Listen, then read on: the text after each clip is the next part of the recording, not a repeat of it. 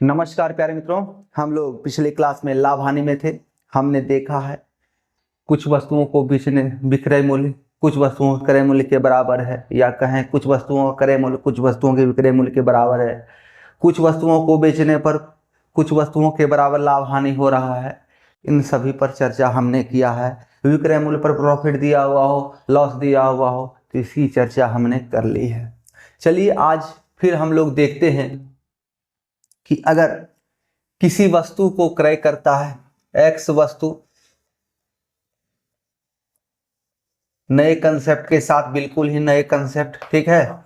X वस्तु को P% लाभ स्लैश हानि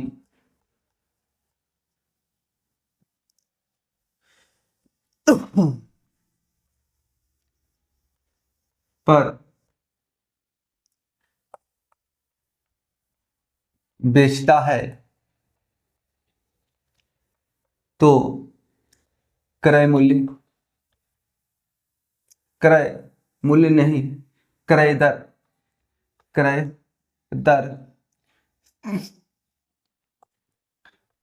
क्या होगा। एक्स वस्तुओं को P% लाभ पर या लाभ या हानि पर बेचता है।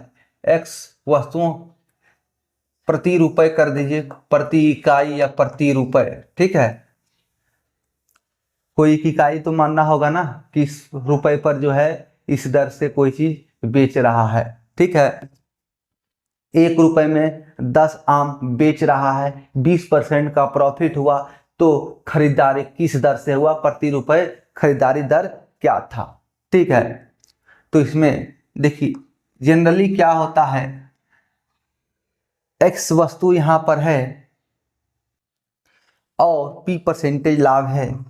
अगर हम क्रय मूल्य और विक्रय मूल्य जब निकालते थे तो ये क्रय दर हो रहा है, प्रति रुपए किस दर से, मतलब कि 1 रुपए में कितना आम खरीदा, कितना पेन खरीदा, कितना सेब खरीदा, कितना चेयर खरीदा, कितना टेबल खरीदा, ठीक है। क्वेश्चन में आएंगे तो और अच्छी तरीके से समझ में आएगा। क्रय दर निकाल रहे हैं हम। जब क्रय मूल्य निकालते थे तो हमेशा विक्रय मूल्य यानी कि सेलिंग प्राइस इंटू 100, क्योंकि सीपी हमेशा 100 होता है, क्रय मूल्य हमेशा 100% होता है, और भागा में एसपी पर जो लाभ हो रहा है या हानि हो रहा है उसे 100 में से जोड़ या घटा देंगे। अगर लाभ होता तो 100% तो क्रय मूल्य प्लस प्रॉफिट होता है ना, तो 100 प्लस प्रॉफिट, तो P% 100 प्लस P% हो जाएगा। लाभ होने पर 100 प्लस P, इसको सॉल्व करते हैं तो हमारा क्रय मूल्य निकलता है। क्योंकि वहां राशि की चर्चा हो, उस राशि का उतना परसेंट हमें बनाना है। एक्स राशि है, यानी कि मान लीजिए 5,000 रुपए का कोई सामान खरीदा और 10% का लाभ हो गया, ठीक है। 5,000 रुपये खरीदा नहीं, बेचा, सेलिंग प्राइस, ठीक है। अब हमें क्या करना है, इसका सीपी निकालना है, क्रय मूल्य निकालना है, लागत मूल्य निकालना है। तो 5,000 गुना 100, क्योंकि 100% हमारा क्रय मूल्य हो जाएगा 100%, भागा में ये प्रॉफिट अगर हो रहा है तो 110, अगर लॉस हो रहा होता तो 90, 100 में माइनस हो जाता, तो हमारा क्रय मूल्य निकल गया। ये हुआ राशि के साथ की गई गणना है। अमाउंट की चर्चा जहां हो, अमाउंट के बिल्कुल विपरीत होता है, अमाउंट के बिल्कुल ही विपरीत होता है वस्तुएं, ठीक है। वस्तुएं जैसे 10 रुपए के 20 वस्तुएं खरीदिए, 20 वस्तु, 10 रुपए के 20 वस्तु, 1 रुपए के कितने हो गए, रेट क्या हो गया, दर, प्रति रुपए दर क्या हो गया भाई, तो 2 हो गया। 10 से 20 में हम भाग दे देंगे तो 2 हो जाएगा। अब हमें चर्चाएं इस रुपए पर ना करके हमें इस वस्तु पर करना है, इस क्वांटिटी पर करना है, ठीक है। तो वही कहा जा रहा है, अगर दो वस्तुएं रुपए में दो वस्तुएं बेचता है, सेलिंग मान लीजिए 1 रुपए में दो वस्तुएं बेचता है, तो 20% लाभ कमाने के लिए प्रति रुपए वो कितने वस्तुओं को बेचे? 20 1 रुपए में दो वस्तुएं बेचता है और 20% लाभ होता है, तो क्रय दर क्या था? वो क्रय किस दर पर किया था? 1 रुपए में कितनी वस्तुएं खरीदा था। ठीक है, क्रय दर यही हो गया। अब जब हम विक्रय मूल्य ज्ञात करेंगे तो ये भी चर्चा करेंगे। 1 रुपए में दो वस्तुएं खरीदा, उसके बाद 20% लाभ कमाना है, तो हमारा विक्रय मूल्य का दर क्या हो जाएगा? प्रति रुपए कितनी वस्तुएं हमें बेचनी है। ठीक है ना।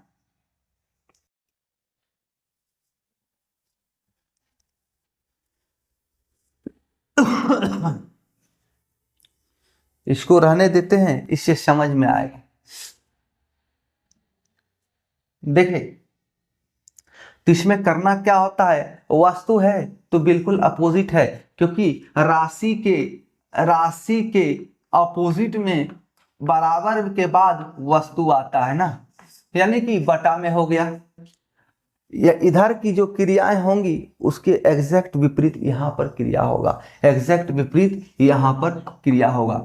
तो इसमें क्या करना है, एक्स वस्तु को P% लाभ या हानि पर बेचा।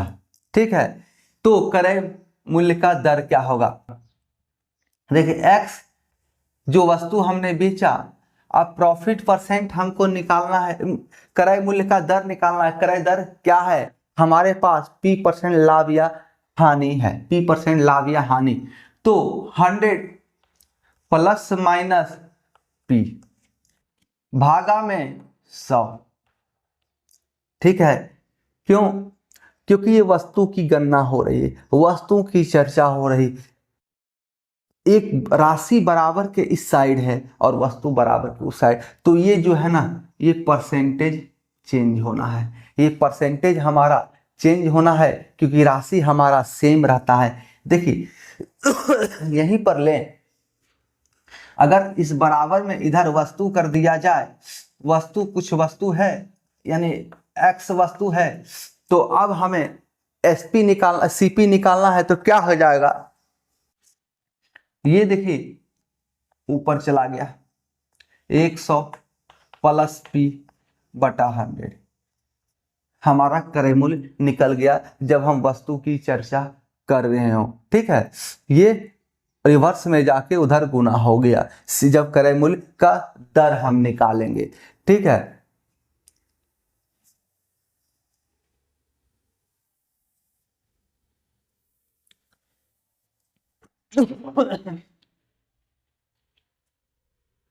तो ज्यादा सोचना नहीं है, ज्यादा विचारना नहीं है, सीधा एक सिंगल कंसेप्ट पर काम करना है कि राशि में हम क्रय मूल्य जब निकालते थे, राशि के साथ अमाउंट के साथ क्रय मूल्य जब हम निकालते थे सेलिंग प्राइस में, तो हम ऊपर में 100% करते थे, भागा में जो परसेंटेज प्रॉफिट है वो 100 में जोड़कर करते थे, यानी कि जो सेलिंग प्राइस का परसेंटेज है वो हम लिखते थे। लेकिन वस्तु के केस में जस्ट उल्टा कर देंगे, एक्स वस्तु इंटू 100 प्लस माइनस P बटा 100, यानी कि जो हमारा प्रॉफिट एंड लॉस हुआ है वो उसके साथ जो सेलिंग बन गया है, सेलिंग दर बन गया है, वो ऊपर में चला जाएगा, और ये जो सीपी है, सीपी वाला जो है, ये हमारा नीचे रहेगा वस्तु के केस में। तो अब यही सवाल उठता है, देखिए 1 रुपए में 25 वस्तु बेचता है और 10% लाभ कमाता है।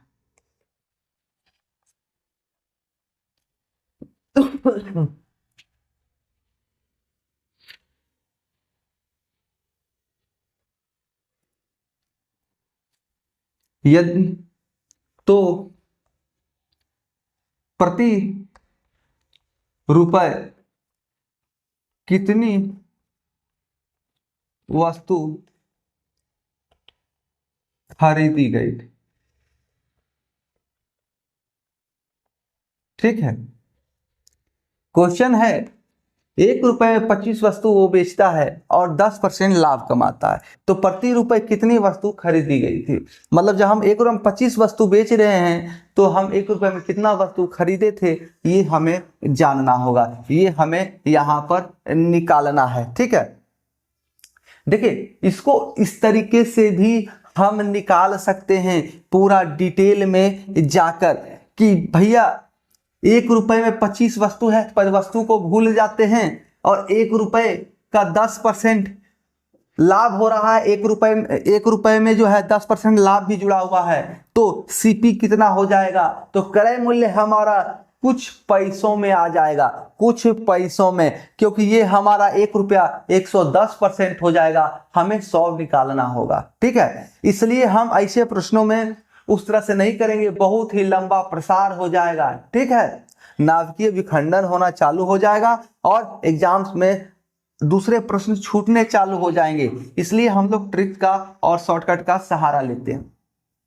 तो हम लोग वस्तु की चर्चा कर रहे हैं, तो 25 वस्तु जहां भी हो, कांस्टेंट हो, प्रति रुपए कितनी वस्तु खरीदी गई, कितनी बेची गई निकालना हो, तो बहुत ही आसानी तरीके से क्रय दर में इस फॉर्मूले को विक्रय दर में हम बता रहे हैं। कुछ नहीं करना है, अपोजिट कर देना है। ठीक है, इसी को पलट देना है। राशि के साथ जो विक्रय मूल्य का निकलता है वो वस्तु के साथ क्रय मूल्य में फॉर्मूला होता है, और वही जो राशि के साथ क्रय मूल्य में फॉर्मूला होता है वही वस्तु के साथ विक्रय मूल्य में फॉर्मूला होता है। ठीक है, तो देखिए 25 गुना 10% का लाभ हुआ तो 110 भागा में 100। ठीक है, चलिए एक शून्य पहले काट देते हैं, 2 और ये 5, 5 पचे 25, 5 दूना 10, यहां आपका बच गया 11, एक शून्य ही कटा था ना, तो 11 पचे 55 भागा 2, यानी कि 27.5 वस्तु बेचना पड़ेगा प्रति रुपए। 27.5 वस्तु, अब चूंकि आधा वस्तु तो बिकता नहीं है। ठीक है, हम मछली तो खरीद नहीं रहे हैं ना कि आधा भी काट के दे देगा। अब सेब खरीदना है तो आधा काट के लीजिएगा, पूरे देगा ना, तो आपको यहाँ पर क्वेश्चन वैसा सेट होगा कि आपका आंसर पूरा में आएगा, एग्जैक्ट में। ठीक है ना, चलिए अगर पूछ दिया तो यही हमारा आंसर हो जाएगा।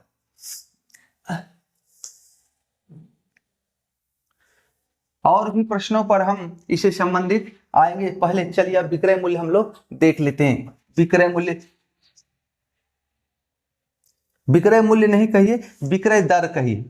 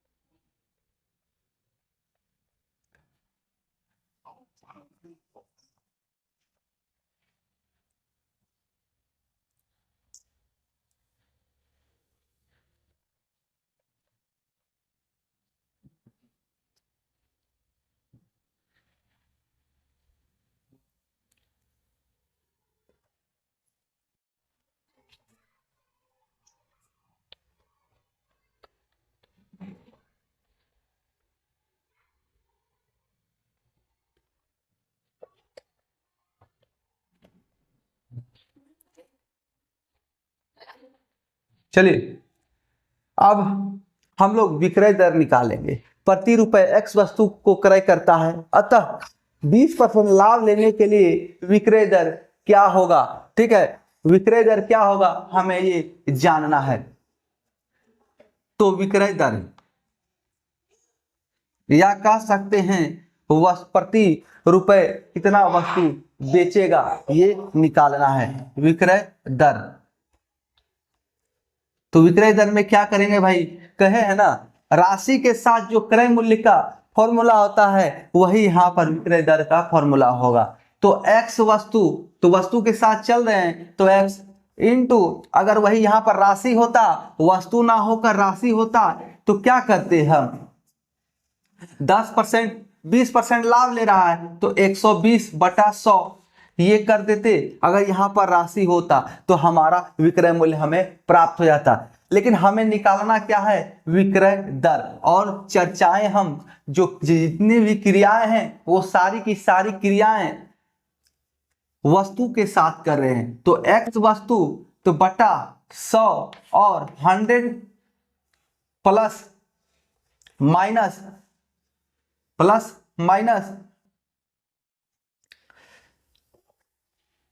यहां अभी 20% हटा दीजिए, यहां p लिख दीजिए। ठीक है, प्लस माइनस p। अब लॉस होगा तो माइनस कर देंगे, प्रॉफिट होगा तो प्लस हो जाएगा। ठीक है, x into 100/100 plus minus p, जो p यानी कि प्रॉफिट, जो लाभ हो रहा हो, p यानी कि प्रॉफिट, लाभ। ठीक है, कहीं कोई दिक्कत।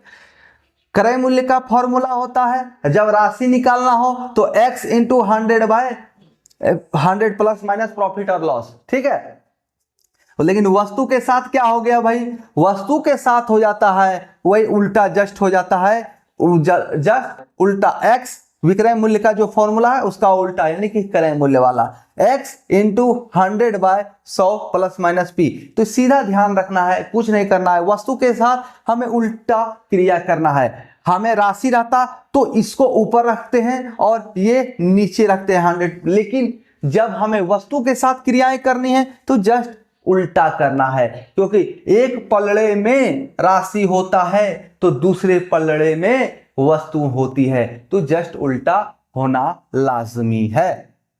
जैसे मान लीजिए 1 रुपए के 20 वस्तु खरीद लिया, वस्तु क्रय किया 20% लाभ लेना है। लाभ के लिए प्रति वस्तु प्रति रुपए कितना वस्तु बेचेगा। ठीक है, समझिए बात को।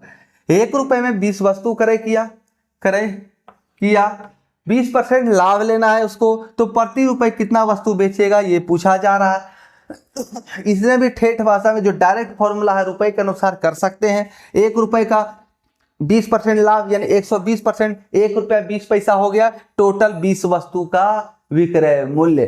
तो प्रति रुपए 1 रुपए में कितना हो जाएगा भाई, ये निकालना होगा, तो वैसे भी निकलेगा। लेकिन हम उतना अगर करेंगे तो कहा था ना अभी, नाम के विखंडन क्रियाएं हो जाएंगी और आपका समय दूसरे प्रश्नों के लिए नहीं बच पाएगा। तो करना क्या है, डायरेक्ट x हमारा क्या है 20, जितना वस्तु है इनटू हमें निकालना है विक्रय मूल्य, तो विक्रय मूल्य में गुना 100, जस्ट उल्टा करें।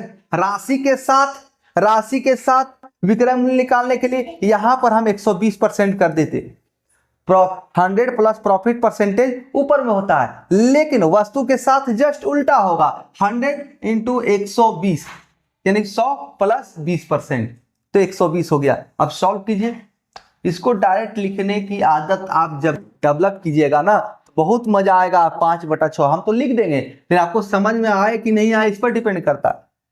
5/6 अब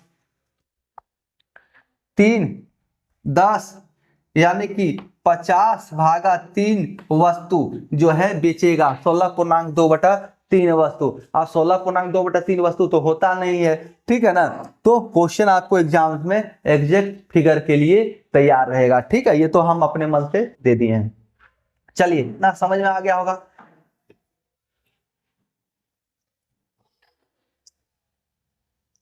अगर कहीं कोई दिक्कत हो तो कमेंट से।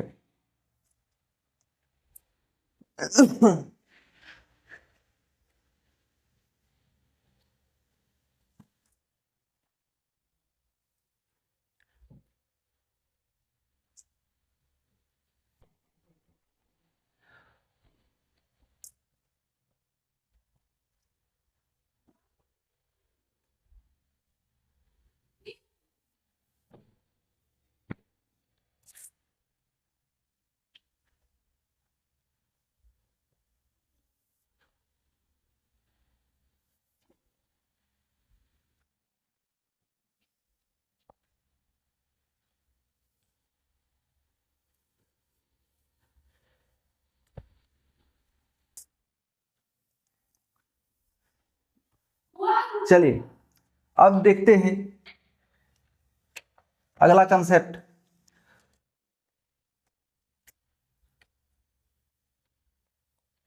₹1 में एक्स वस्तु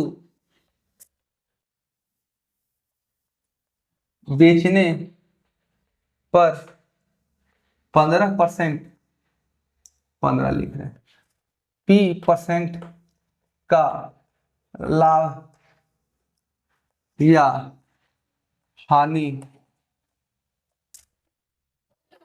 होता है,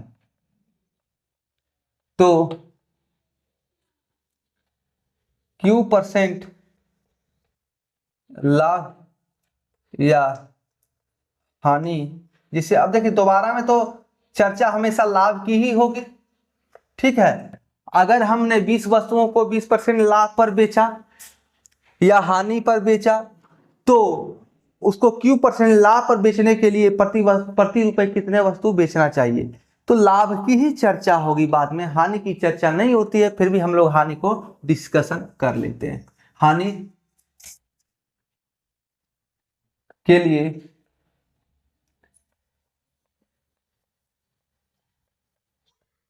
प्रति रुपए कितने वस्तु बेचेगा, ठीक है। आइए देखिए, समझिए बात को। एस्टिमेशन, अनुमानित दर, अनुमानित विक्रय दर पूछा जा रहा है। तो इसमें क्या करना है, एक्स वस्तु है, जैसे मान लीजिए 2,200 रुपए का कोई सामान आपने बेचा, इस पर आपको 10% प्रॉफिट है, 10% प्रॉफिट है, ठीक है। अब कहा जा रहा है कि नहीं, हमको 20% प्रॉफिट लेना है, तो इसको कितना में बेचें, 20% प्रॉफिट अब चाहिए, तो ये कितना होगा, सेलिंग प्राइस हमारा ये निकालिए। तो क्या करते हैं, 200, ये कितना परसेंट है, जितना में प्रॉफिट बेचा, यानी कि 100 प्लस उतना, यानी 110%, गुना कितना चाहिए, 20% चाहिए प्रॉफिट, यानी 120%, तो हमारा ये सेलिंग प्राइस निकल गया। लेकिन जस्ट उल्टा क्या है भैया, जस्ट उल्टा क्या है, इसमें होता है सब कुछ उल्टा होना है। जितने फॉर्मूलेज है राशि के साथ, क्रय मूल्य में, विक्रय मूल्य में, लाभ हानि में, सारा का सारा उल्टा इसके साथ क्रियाएं हमें करना है। तो इसमें क्या करते थे भैया, ये जितना परसेंट है उससे भाग देके हम 120 से, यानी जितना परसेंटेज हमको निकालना है वो निकालते थे। लेकिन इसमें उल्टा करना है, इसमें जितना परसेंट कह रहा है हमारा, उसी को साथ में गुना करेंगे। तो P% लाभ या हानि, यानी 100 प्लस माइनस P, ठीक है। जितना कह रहा है कि लाभ या हानि हो रहा है, उसी को हम माइनस करके, यानी कि विक्रय मूल्य का जो प्राइस है वो हम गुना में लिख देंगे, क्योंकि इधर जो है राशि के साथ भागा में होता है। अब 100 प्लस माइनस क्यू, हमें जितना चाहिए प्रति वस्तु तो वो हमारा निकल गया, क्योंकि प्रति वस्तु तो इसी पर डिसाइड होना है ना, इसी पर डिसाइड होना है, ठीक है। इसलिए इसको भागा में दिया जाता है और इसको गुना में। इतना तो है ही, हमें करना कितना है, इतना, ठीक है ना। तो समझ में आ गया होगा क्या करना है, कुछ नहीं दिमाग लगाना, थोड़ा सा कंसेप्ट है, इसको ध्यान में रखना है, याद रखना है, या इतना समझ लेना है कि राशि के साथ जो क्रियाएं होती हैं जस्ट उसका विपरीत वस्तुओं के साथ हमें करना है। चलिए अब कुछ क्वेश्चन देखते हैं।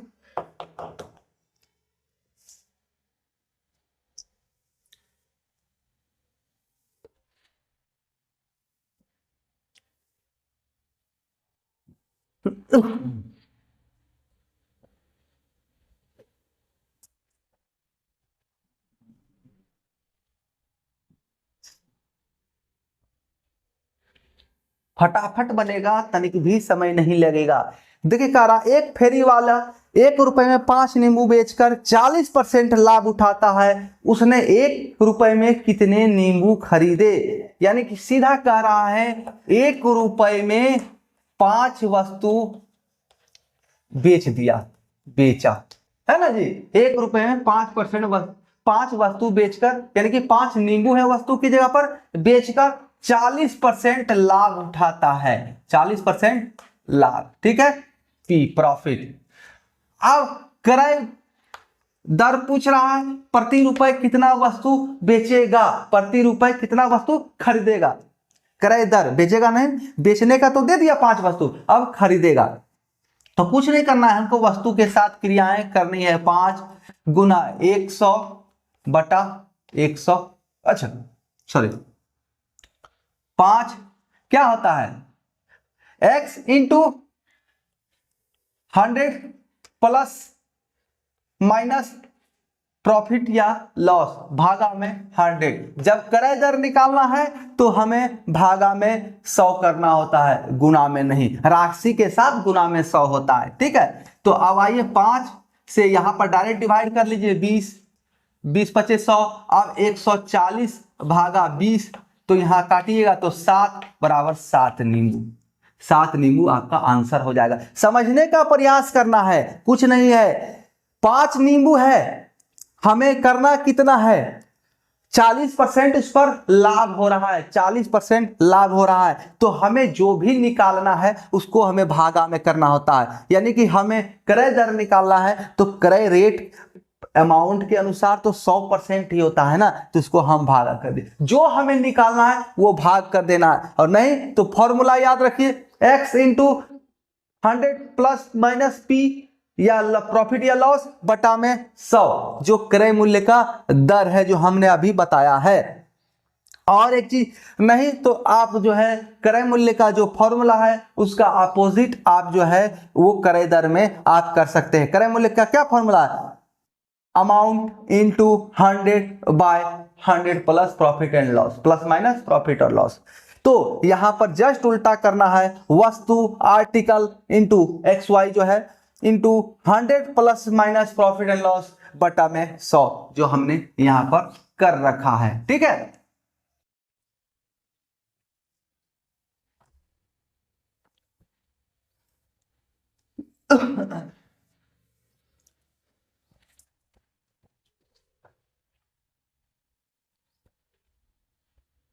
चलिए अगला प्रश्न देखते हैं।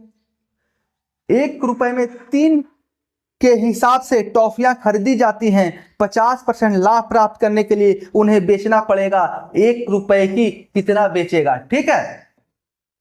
तो क्या रहा है, 1 रुपए में ये 3 टॉफी खरीदा, 3 टॉफी, ठीक है।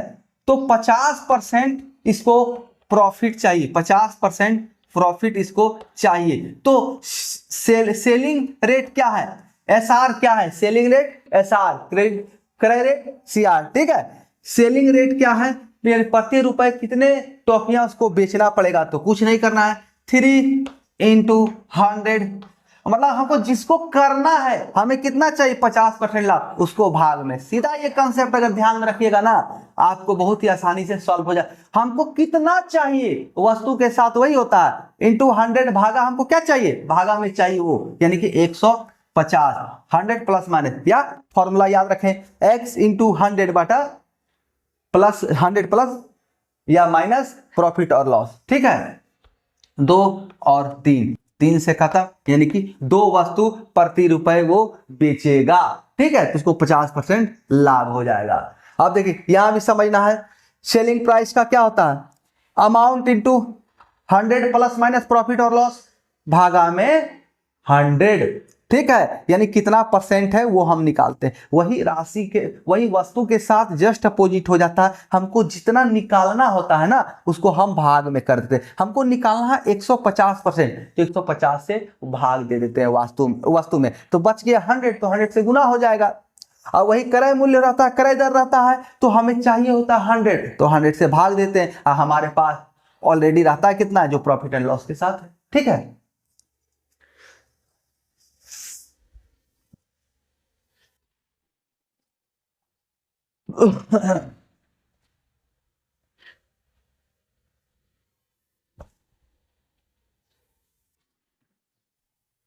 मैंने 5 पैसे प्रति पेंसिल के दर से एक दर्जन पेंसिल खरीदी। बताएं कि 20% लाभ प्राप्त करने के लिए एक पेंसिल को कितने में बेचना होगा। इसमें इस सब फॉर्मूला मतलब नहीं है, अमाउंट से निकल जाएगा, इसे वस्तुओं को नहीं देखना है। इसमें कह रहा है 5 पैसे प्रति पेंसिल की दर से, यानी एक पेंसिल जो है 5 पैसे में खरीदा, 5 पैसा। ठीक है, इस पर इसको 20% लाभ चाहिए। ठीक है, तो प्रति पेंसिल कितना में बेचेगा ये हमारा निकल जाएगा। तो 5 का 120 भागा 100, या वस्तु की चर्चा नहीं है, यहाँ पर अमाउंट की चर्चा है। 5 पैसा में एक वस्तु अगर बेचते हैं, हमको 20% लाभ करना है, तो एक वस्तु का प्रॉफिट एंड लॉस कितना परसेंट है। ठीक है, जिसका क्वांटिटी कम हो, जिसका दर हो, उसके अनुसार फॉर्मूला निकालना। यहाँ हमको यहाँ में विक्रय मूल्य निकालना है। यहाँ 5 पैसे की चर्चा हो रहा है और एक पेंसिल की, तो एक पेंसिल तो निकालना फिर नहीं है, कितना, सावा पेंसिल 2 पेंसिल तो बेचेगा नहीं, तो हमें निकालना कितना है, रेट निकालना है। रेट निकालना है, सेलिंग का अमाउंट निकालना है, रेट नहीं, सेलिंग का अमाउंट निकालना है। तो सॉल्व कीजिए, 6/5, यानी कि 5 5 खत्म, बराबर 6 पेंसिल आंसर। ठीक है, समझ में आ गया होगा। करना क्या था, अमाउंट से हमें एसपी निकालना था सीपी से। बहुत ही सिंपल सवाल। चलिए अब मिलेंगे हम आपसे अगले क्लास में, 2-3 प्रश्न और हैं और बहुत सारे ट्रिक्स बचे हुए हैं। तब तक के लिए आप सभी प्यारे मित्रों का बहुत बहुत धन्यवाद।